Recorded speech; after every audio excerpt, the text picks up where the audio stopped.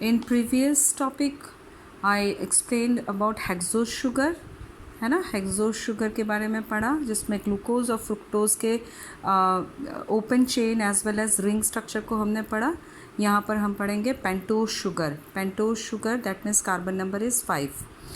Example हम देख सकते हैं, जैसे राइबोज शुगर हो गया, डीऑक्सी राइबोज शुगर हो गया। They are the important because ribose sugar is nothing but the RNA and deoxy means DNA, deoxyribonucleic acid. So pentose sugar is very important. C5, इसमें carbon number कितना है? C5 है, which is essential for the formation of nucleic acid, है ना, essential nucleic acid है।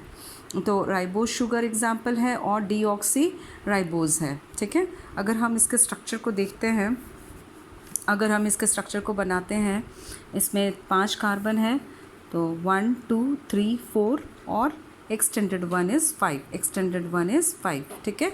अगर इसमें देखते हैं तो फर्स्ट कार्बन इसके साथ बॉन्ड है, नाइट्रोजन बेस अटैच हो जाता है। यहाँ पर फर्स्ट कार्बन जो है उसके साथ नाइट्रोजन या बेस अटैच हो जाता है, और फिफ्थ के साथ हमें मिलता है फॉस्फरिक एसिड। फॉस्फरिक एसिड इसके साथ अटैच हो जाता है, ठीक है। यहाँ पर अगर हम देखते हैं तो बॉन्ड किसके बीच में बना हुआ है? 1 और 4 के बीच में, 1 और 4 के बीच में देयर इज़ अ बॉन्ड। और कार्बन नंबर 2 और 3 बहुत बहुत इंपॉर्टेंट है। Carbon number 2 and 3 it is very important because 2 carbon place पर हमको एक हाइड्रोक्सिल ग्रुप मिलता है, और 3 कार्बन पर फिर हमें एक हाइड्रोक्सिल ग्रुप मिलता है। OH यहाँ पर भी है, OH यहाँ पर भी है।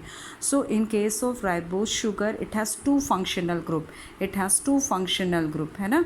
एक 2 पे हमें मिलता OH और H है, यहाँ पर हमें एक और OH मिलता है और H ग्रुप मिलता है, ठीक है। 1 कार्बन के साथ नाइट्रोजन या स्पेस अटैच है, 5 के साथ फॉस्फरिक एसिड अटैच है, ठीक है। और अगर हम साइक्लिक फॉर्म में देखते हैं तो there is a bond form between carbon 1 and carbon 4, carbon 1 and carbon 4। हमारे यहाँ पर 2 और 3 बहुत इंपॉर्टेंट है because it has A OH group. तो 2 में एक OH ग्रुप है और 3 में हमारे पास एक और OH ग्रुप है। So it has a 2 functional group, it has a 2 functional group, है ना। और जो रिंग इसने स्ट्रक्चर बनाया है दैट इज़ पायरोनोज रिंग। ये पहले भी हम पढ़ चुके हैं, why this is known as pyranose ring. तो ये जो स्ट्रक्चर है that is known as pyranose ring. In case of deoxy ribose sugar also it has a 5 carbon. तो स्ट्रक्चर तो सेम है, सेम। फर्स्ट कार्बन के साथ नाइट्रोजन अटैच्ड है, फिफ्थ के साथ फॉस्फरिक का साथ अटैच है। और यहाँ पर अगर हम नाम देखते हैं deoxy, there is a removal of oxygen. Deoxy that means oxygen कम होगा, there is a removal of oxygen. तो यहाँ पर OH ग्रुप नहीं होगा बिकॉज O इज़ रिमूव्ड, तो रहता है H और H। और यहाँ पे 3 प्राइम में हमें एक हाइड्रोक्सिल ग्रुप देखने को मिलता है, ये एक हाइड्रोक्सिल फंक्शनल ग्रुप है। So in case of ribose हमें 2 कार्बन एंड 3 कार्बन पर हमें OH ग्रुप मिलता है, यानी कि 2 OH ग्रुप है, हाइड्रोक्सिल ग्रुप है which is the functional group. And in case of deoxy ribose हमें थर्ड कार्बन पर हमें एक ही OH यानी कि हाइड्रोक्सिल ग्रुप मिलता है विच इज़ द फंक्शनल 1। तो जितना ज़्यादा फंक्शनल ग्रुप होगा वो उतना ज़्यादा रिएक्टिव होगा।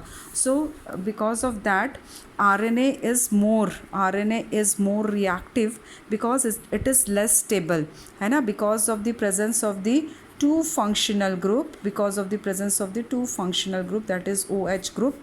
किस किस में है? 2 कार्बन प्लेस पर है और फिर कहाँ पर है? 3 कार्बन प्लेस पर है।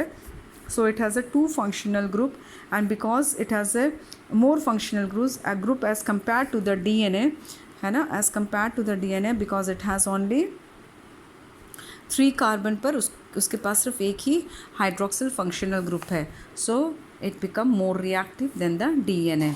जितना फंक्शनल ग्रुप होगा उतना ज़्यादा रिएक्टिव होगा। So in case of RNA और DNA, RNA is more functional, it has a more functional group and it make it more reactive as compare to the DNA।